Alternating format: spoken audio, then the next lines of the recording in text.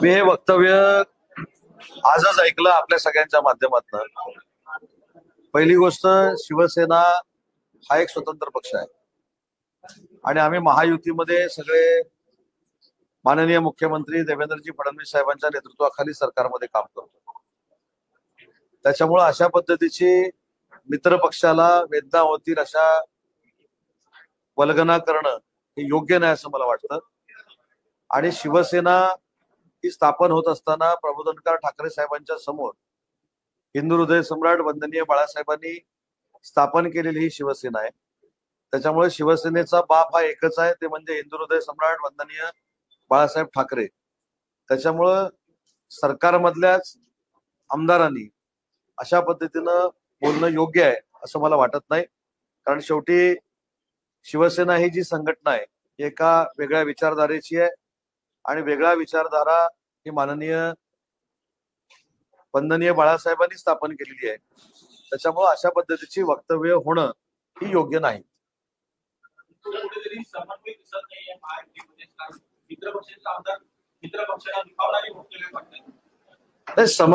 समन्वय म्हणण्यापेक्षा प्रत्येकानं ठरवून घेतलं पाहिजे ना आपण काय बोललं पाहिजे, काय बोलून समोरचा दुखावू शकतो. आणि ह्या पक्षामधलाच भाग नाही.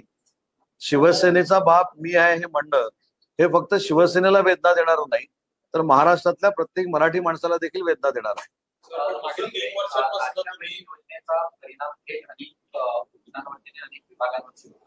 आनंदाचा शिधा वाटप यावर्षी केलं जाणार नाहीये.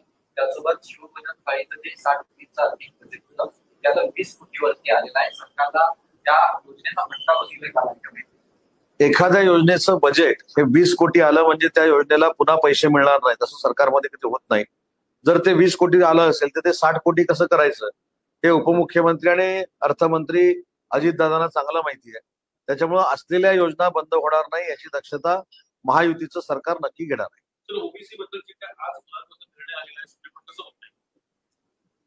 अनेक वर्ष हा संघर्ष सुप्रीम कोर्टामध्ये केला होता.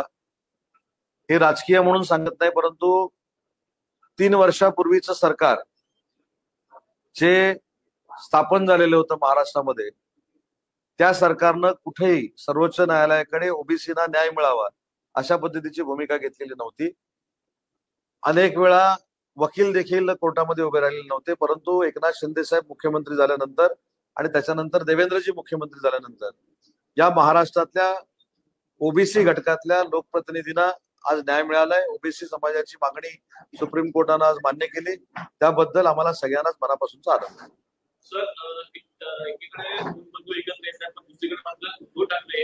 दिल्लीच्या दौऱ्यावरती आहेत आणि राहुल गांधी यांच्यावर कोण एकत्र येत आहेत किंवा नाही येत आहेत हा आता निवडणुका आणि काळ ठरवणार आहे. परंतु एकत्र येत असताना म्हणजे राजसाहेब आणि युपीटी संघटना एकत्र येत असताना दिल्लीमध्ये जाऊन राहुल गांधींशी जेवणं हे मनसेला कितीपत रुचेल मला माहित नाही. कारण याच राहुल गांधींनी आपल्या महाराष्ट्राची अस्मिता असणाऱ्या स्वातंत्र्यवीर सावरकरांवर हीन पातळीची टीका केलेली होती.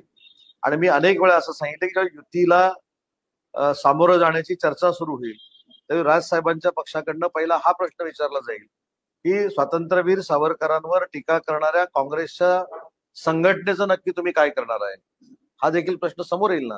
त्याच्यामुळे अजून युती झाली नाही झाली मला काहीच माहित नाही. परंतु निवडणुका अजून बऱ्याच दिवसांनी आहेत. तिकीट वाटप व्हायचं आहे, अजून अनेक युत्या व्हायच्या आहेत. सगळं झाल्यानंतरच याच्यावर बोलणं उचित ठरणार आहे. आधी सगळं व्यवस्थित घडू दे. दिल्लीचा दौरा देखील त्यांचा यशस्वी होऊ दे. जे एकनाथ शिंदे साहेबांवर टीका करत होते की दिल्लीला जाऊन एकनाथ शिंदे साहेब निर्णय घेत आहेत, आता हे दिल्लीला निघालेले आहेत. त्याच्यामुळं हे काँग्रेसला विचारूनच निर्णय घेतात.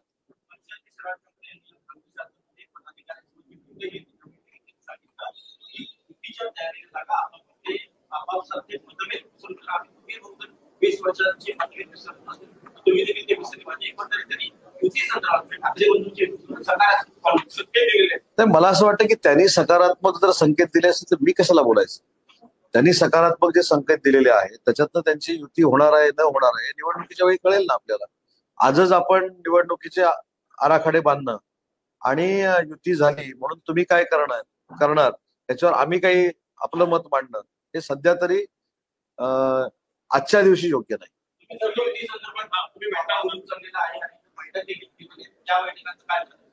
नाही, मी युती संदर्भात राजसाहेबांना भेटलो हे तुम्ही ठरवलेलं आहे.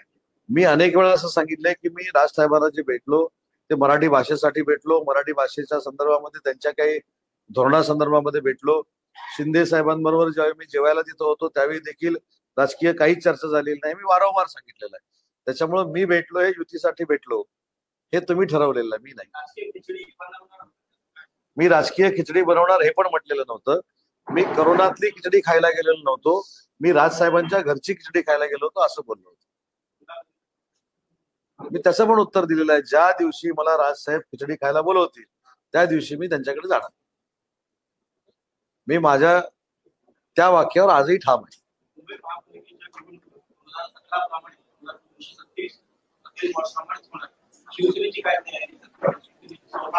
शिवसेनेची महायुती करून लढण्याचीच तयारी आहे. शिवसेनेच्या संदर्भामधल्या सगळ्या मुंबईच्या बैठका सुरू आहेत. आज देखील आम्ही पार्टी ऑफिसमध्ये या संदर्भामधली चर्चा केली. त्याच्यामुळे शिवसेना देखील निवडणुकीला सामोरं जायला सज्ज झालेली आहे.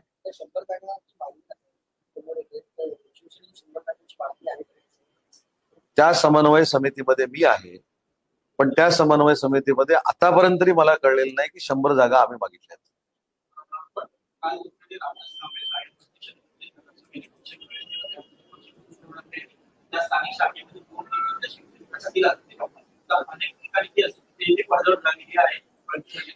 तुमच्या एक लक्षात आलं असेल की तुमच्या माध्यमातून गेले 7-8 दिवस मी बातमी अशी एक बघत होतो की मनसे आणि शिवसेना भविष्यामध्ये म्हणजे युबीटी ही एकत्र येणार आहे म्हणून आमच्याकडे येण्याचा योग काय तो थांबलेला आहे, प्रवाह थांबलेला आहे. त्याला उत्तर दिलंय, त्याला उत्तर आहे. त्याच्यामुळं ओघ काय थांबलेला नाही. माननीय एकनाथ शिंदे साहेबांवर मुंबईकरांचं देखील प्रेम आहे हे या निवडणुकीतलं सिद्ध होईल.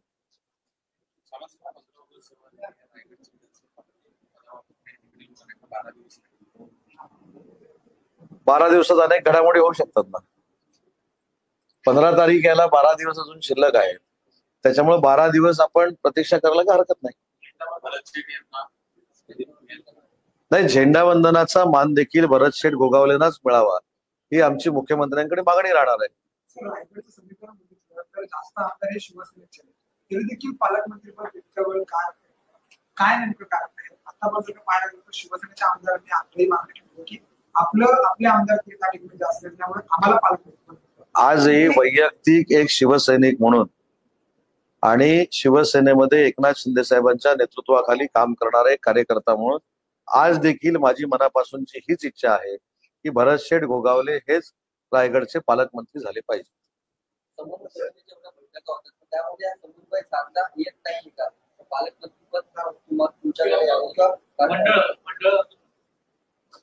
मंडळाच्या बाबतीमध्ये सविस्तर चर्चा झालेली आहे. मंडळाच्या बाबतीमध्ये योग्य तो निर्णय लवकरात लवकर होईल. परंतु पालकमंत्री पदाची आमच्या समन्वय समितीमध्ये कधीही चर्चा होत नाही, कारण हे अधिकार 3 नेत्यांना आहेत. शिवसैनिक म्हणजे तुमची काय इच्छा आहे की मुंबई महापालिकेमध्ये शिवसेनेने किती जागा लढवाव्या? माझी इच्छा भरपूर जागा लढवा ही आहे. शिवसेनेनं मुंबई महानगरपालिकेमध्ये भरपूर जागा लढवाव्या, जास्त जागा लढवाव्या. राज ठाकरे जी दोनों साथ में आ रहे हैं, लेकिन कहीं ना कहीं कल जिस तरह से उद्धव ठाकरे जी दिल्ली जाने वाले हैं उसकी बात सामने है. तो राहुल गांधी जी के साथ जो लोग माननीय एकनाथ शिंदे साहब दिल्ली में जाने के बाद टीका टिप्पणी करते हैं वो राहुल जी को मिलने के लिए दिल्ली जा रहे हैं, ऐसे आपसे मैंने सुना है. तो यूबीटी जो है वो कांग्रेस के ही इशारे पे चलती है, ये सिद्ध हुआ है. ठीक है.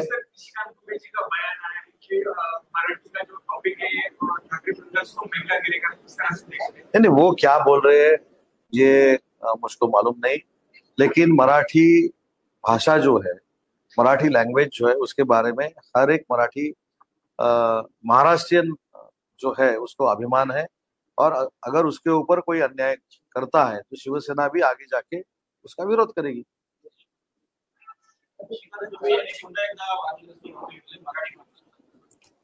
महायुतीमधले निशिकांत दुबे जरी असले, मराठीबाबतचं त्यांचं एखादं वादग्रस्त वक्तव्य जर असेल त्याचं समर्थन शिवसेना करत नाही. मराठीवर अन्याय होणाऱ्या कुठच्याही गोष्टीचं समर्थन ही शिवसेना करणार नाही. आणि हेच माननीय एकनाथ शिंदे साहेबांचं धोरण आहे आणि त्यांच्या आदेशाप्रमाणे मी चालतो.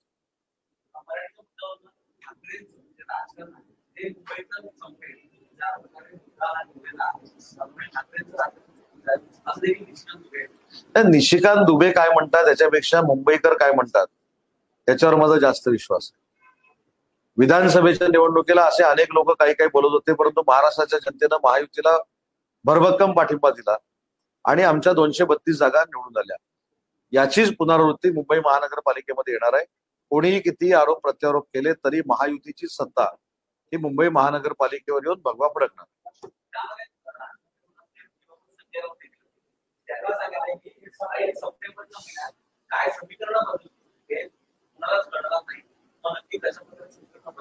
हे ते स्वतःबद्दल बोलले असतील, त्यांच्याबद्दल बोलले असतील. आमचं काय समीकरण बदलायचे?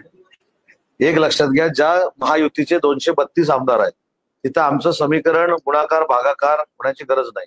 झालं तर अधिकच होईल, मायनस होणार नाही, गुणाकार होईल, भागिले होणार नाही. समीकरण बदलायची असतील तर ज्यांनी सांगितली त्यांची कदाचित समीकरण बदलणार असतील, कारण एकामेकावर विश्वासच नाही आहे. आणि जो पक्ष दिल्लीमध्ये जाऊन काँग्रेसचं ऐकून ह्या सगळ्या गोष्टी करणार आहे, मला असं वाटतं की त्यांनी एकनाथ शिंदे साहेबांना सल्ला द्यायची काय आवश्यकता नाही. सुरू आहे मुंबई महानगरपालिका आहे. मुंबई महानगरपालिकेच्या मुद्द्यावर त्या विषयावर म्हणजे मोठे चेहरे मुंबईतले स्पेशली येण्याची शक्यता आहे. मुंबईतले भरपूर मोठे चेहरे हे शिवसेनेच्या संपर्कामध्ये आहेत. मी अनेक गोष्टी तुम्हाला ज्या ज्या सांगितल्या होत्या तुम्हाला कदाचित त्यावेळी आश्चर्यकारक वाटल्या होत्या, पण त्या झालेल्या आहेत. रवी धनगेकरांचा प्रवेश झाला, राजन साळवींचा प्रवेश झाला, मराठवाड्यातली काही लोक आता साहेबांच्या संपर्कामध्ये आहेत, त्यांचे प्रवेश होतील. तसेच मुंबई महानगरपालिकेचे अनेक लोक हे साहेबांच्या संपर्कामध्ये आहेत आणि त्यांचे महानगरपालिकेच्या अगोदर नक्की प्रवेश होतील. सर, एका ठिकाणी शिवसेनेमध्ये दुसऱ्या ठिकाणी ऍडव्होकेट असीम शरोते आहेत, त्यांनी असं स्टेटमेंट केलं आहे की थेट शिवसेनेची कारकीर्द संपेल, एकनाथ शिंदेची कारकीर्द संपेल सप्टेंबर. तरी त्यांनी असं सांगितलं. सुप्रीम कोर्ट काहीतरी आम्ही हे गेले 3.5 वर्ष ऐकतोय की एकनाथ शिंदे साहेबांची कारकीर्द संपेल, शिवसेनेची कारकीर्द संपेल. शेवटी महानगरपालिका आणि स्थानिक स्वराज्य संस्था आल्यानंतर जी लोक ज्यांचं समर्थन करतात त्यांच्यासाठी हे बोलावं लागतं. या 3.5 वर्षामध्ये कुठेही आम्हाला कोणी नख लावलेलं नाही आणि आम्ही सुप्रीम कोर्टामध्ये खरे पुरावे सादर केलेले आहेत. आणि खरे पुरावे सादर करत असताना शिवसेना पक्षामध्ये वंदनीय बाळासाहेबांच्या विचारानं चालणाऱ्या शिवसेना पक्षामध्ये लोकशाही आहे हे सिद्ध करण्यासाठी आम्ही निवडणुकांना देखील पक्षीय सामोरं जातो, जे युबीटी मध्ये कधीच होत नाही. त्याच्यामुळे आम्ही सगळं नियमामध्ये करतो आणि आमच्याकडचे सगळे कागदपत्र आमच्या वकिलांमार्फत आम्ही सुप्रीम कोर्टामध्ये दिलेले आहेत. त्याच्यामुळे आमचा सुप्रीम कोर्टावर विश्वास आहे. धन्यवाद.